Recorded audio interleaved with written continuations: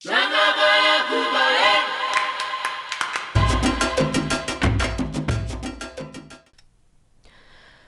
art itself seems to be all about celebrating and commemorating the rulers and their beliefs.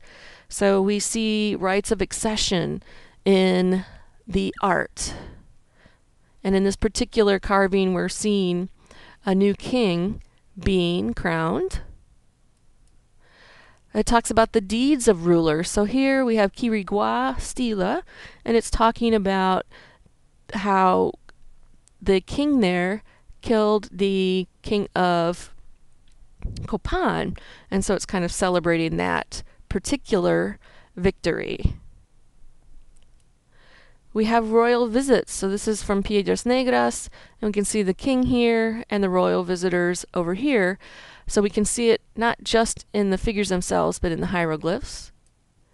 It's a record of war. So here's one of the murals from Bonampak. And it tells us some about their ideology. So the world tree shows up quite a bit. Celestial bird, the kind of earth monster here. And we often see rulers carry a bar, so part of the world tree there. So again, here's a rite of succession from the site of Palenque. And this was carved onto a sarcophagus. So we can find out about their ideology through their art as well. The Maya did practice sacrifice, as did most of the Mesoamerican cultures. There were two forms here. We have self-bloodletting, and then we have the sacrifice of others. So you can kind of see both of those here, sacrifice of others, and self-bloodletting here. And with the Maya, they would do that a couple different ways. The women would often slash their cheeks or pierce their tongues. Men would also slash their teeth or cheeks and pierce their foreskins. They would often run a rope then through the piercing, and there are accounts of royal men doing this self-bloodletting with actually having like cactus spines or stingray spines embedded into the rope, and then that's drawn through the piercing of the foreskin. So the blood was dripped onto bark paper, which was then burned, and that's how they fed the gods.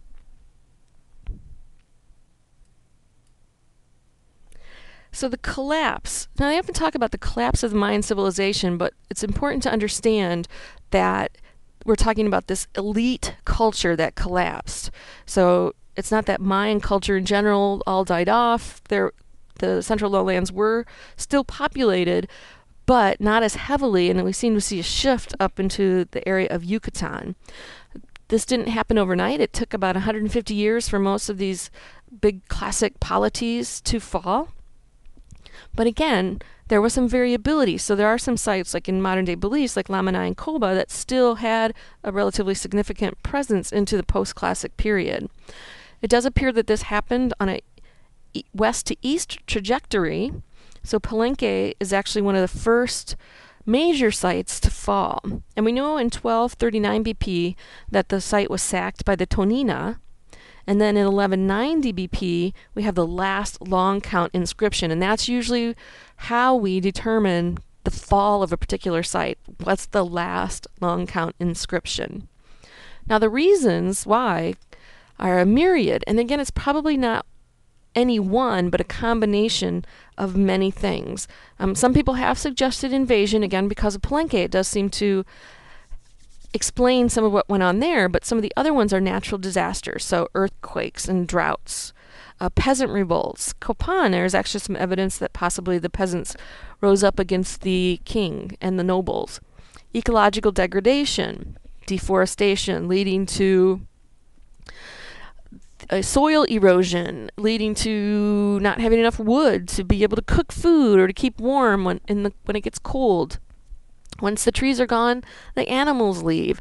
So it leads to this whole kind of cycle of degradation. That, if you're not producing enough food, can lead to different kinds of diseases and epidemics.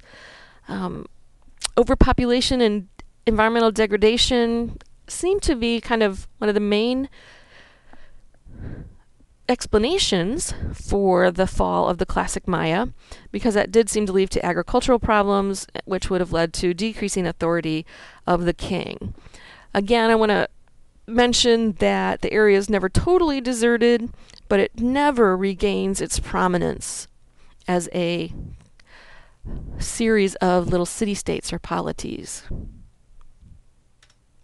So post-classic Maya, again, we seem to move up into Yucatan. That seems to be the focus after the fall of the central and southern lowland Maya. One of the areas where we see some fairly significant building is in the Puc region. That just means there's some low hills here. Otherwise, Yucatan's pretty flat.